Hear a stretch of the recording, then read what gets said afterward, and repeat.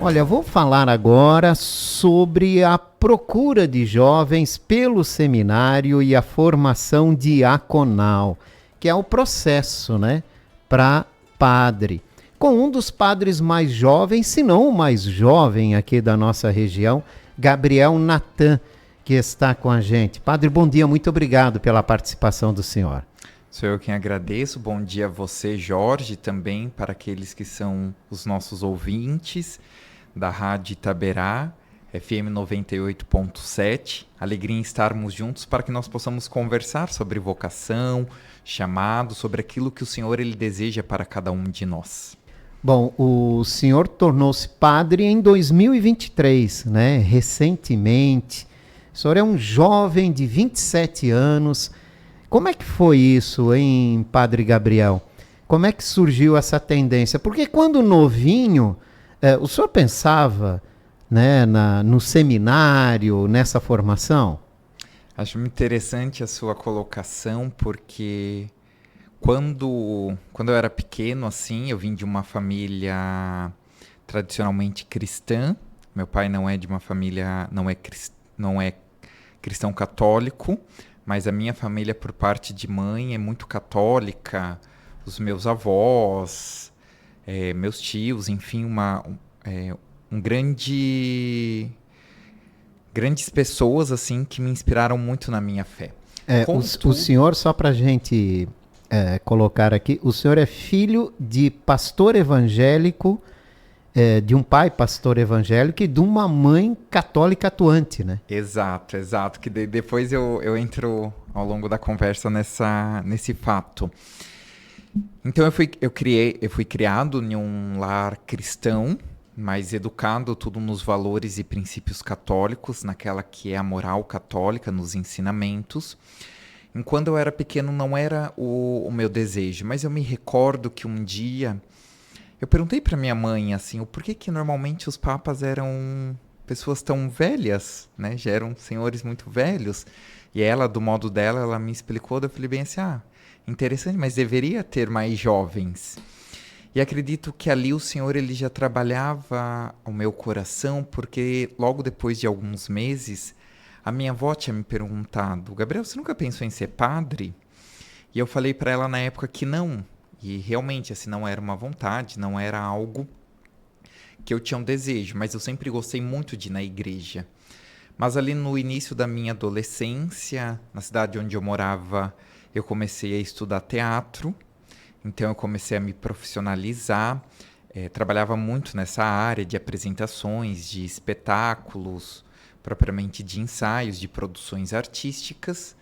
E isso eu fui me desviando da igreja, fui me afastando, porque a igreja já não tinha mais tanto espaço, né? E também pela fase que eu estava vivendo e tudo mais. Isso quando eu morava no interior de São Paulo, em Itu, de onde eu sou natural. E os meus pais, eles decidiram se mudar para Timbó. E quando eu me mudei para Timbó, eu tinha recém começado a fazer a catequese em São Paulo, que era a catequese do Crisma. Me mudei para Timbó, aí em Timbó a minha mãe pediu para que eu pudesse continuar. Eu já não tinha muito mais o desejo de fazer, mas foi por meio da experiência da catequese, em que eu participei de um retiro, em que eu conheci e aceitei Jesus para a minha vida. E a partir dali a minha vida foi transformada. Então eu comecei a ajudar na igreja, na comunidade, na Paróquia Santa Terezinha em Timbó.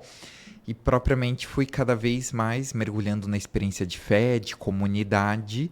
E ali eu tinha uma grande certeza de que Jesus ele me chamava para evangelizar. Mas eu não sabia como seria.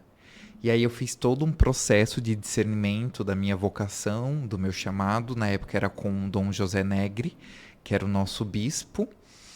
Então ele foi me acompanhando, me ouvindo, me mostrando, me ajudando a discernir até o momento em que eu decidi, não, é ser padre, é realmente isso que o Senhor me chama.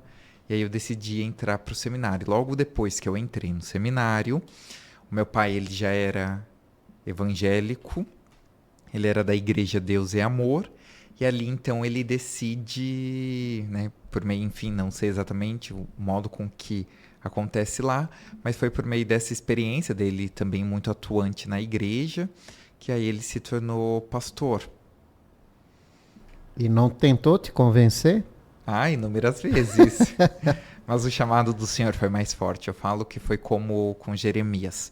Seduziste-me, Senhor, e eu me deixei seduzir, conforme nos diz a palavra. Mas o que que aconteceu nesse retiro, padre? Mata a minha curiosidade, que foi aquele estalo, né? Aquele que, opa, é um chamado. Em que momento o senhor sentiu isso? E de que forma? Ai, o Senhor, assim, o catecismo da igreja, ele nos diz de que o Senhor, de que Deus, ele sempre tem existe a pedagogia divina. De que com cada um o Senhor, ele se comunica e se fala de um modo. Mas eu me lembro que era no sábado à noite, nós estávamos em um momento de adoração ao Santíssimo, e naquela noite, né, era final do dia, assim, por volta das 9, 10 horas da noite, nós fizemos uma experiência de oração, e naquela experiência de oração, assim, o Senhor, ele tocou o meu coração de um modo que eu nunca tinha sentido ou experimentado um tamanho amor tão grande. É só realmente vivendo, Jorge, para que você possa compreender o que eu estou falando. Talvez muitos daqueles que são os nossos ouvintes já viveram uma experiência assim, de se encontrar com o Senhor e de se sentir amado e tocado por Ele de tal modo assim que você não pode mais continuar o mesmo. E foi isso que o Senhor, ele fez comigo. Ele me atingiu, assim, foi algo transformador. E aí, naquele final de semana, quando o retiro acabou, eu tive a certeza de que Jesus, ele me chamava para evangelizar. Mas eu falava para ele assim, né, Jesus, tudo menos ser padre. Porque eu acreditava e pensava bem assim, nossa, a vida de um padre deve ser, por vezes, assim, chata, triste, solitária. Mas não, o Senhor, ele foi trabalhando e me mostrando, me apresentando padres que edificaram muito na minha vocação, muito assim no meu chamado, e que eu tive a certeza de que era realmente isso, que era este o chamado que o Senhor tinha para mim. E eu posso te falar que eu lutei bastante contra o chamado. Eu falava para o Senhor assim, não quero, não é realmente isso, será que eu vou ser realmente feliz? Será que vai dar certo? Enfim, será que é isso? E aí até o dia que eu falei bem assim, não, Senhor, eu preciso me lançar, eu vou precisar entrar, eu vou precisar experimentar para que eu possa realmente viver. E ali do dia que eu entrei, no dia 8 de fevereiro de 2014, eu tive a certeza de que a vivência do seminário e depois de ser padre era realmente aquilo que o Senhor, ele tinha para a minha vida. Faz pouco mais de um ano, né? Quase dois, que o senhor se tornou padre, né? Como é que tem sido esse período? Justifica tudo o que o senhor pensava lá atrás quando tomou essa decisão? Não, é muito melhor assim. Eu não imaginava que eu seria tão feliz e tão realizado na minha vida como eu sou. E assim, o Senhor, ele tem me dado assim 10 vezes mais do que aquilo que eu imaginava, que eu pensava ou como seria. O Senhor, assim, é realmente misericordioso, nos dá muitas graças. Tenho uma vida muito agitada, trabalho muito com os jovens, com as juventudes aqui na nossa região. Inclusive, já faço um convite para aqueles que estão nos ouvindo. Nós teremos nessa sexta, na Paróquia São Francisco, no bairro Fortaleza, uma missa jovem que começa às 22 horas. E é um momento assim de graça que nós estamos experimentando. Esse já é o segundo ano que nós estamos fazendo. Ela tem algumas coisas diferentes, então aqueles que querem conhecer ou que ficaram curiosos ou que talvez estejam nos ouvindo e pensem bem assim, eu não sou tão jovem assim, será que eu posso ir? Sim, você pode ir, mas eu sou muito feliz assim, sou muito realizado. Se Deus ele me perguntasse assim, Gabriel, você pode escolher fazer qualquer outra coisa da sua vida, o que você escolheria? Eu escolheria ser padre de novo. Se 1000 vidas o Senhor me desse, 1000 vidas eu desejo ser padre. Hoje os jovens têm muita opção, né? Muitas, há uma variedade de opções, né? Mesmo assim, é um bom número de jovens aqui na nossa região que busca essa formação?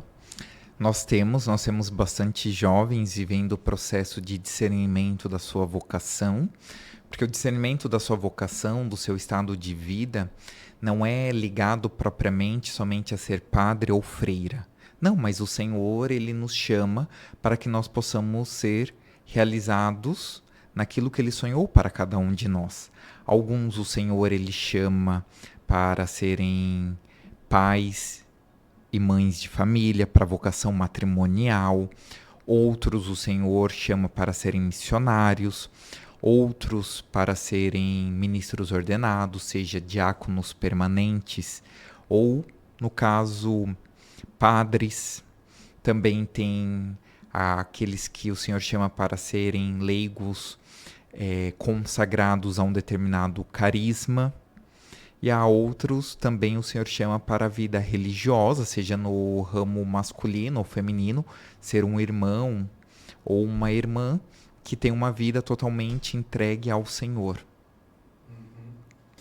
E os jovens, eles estão participando da Igreja Católica? Há uma movimentação crescente nesse sentido?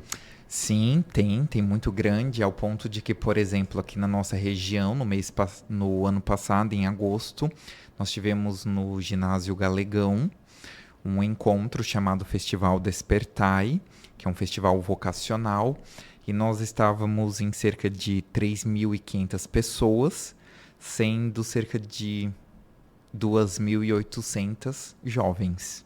Olha só que bacana isso, né? A gente vê que há uma participação, apesar de tudo isso que se tem de opções hoje em dia. Exato, e ao ponto de que assim os jovens eles têm buscado muito assim o Senhor,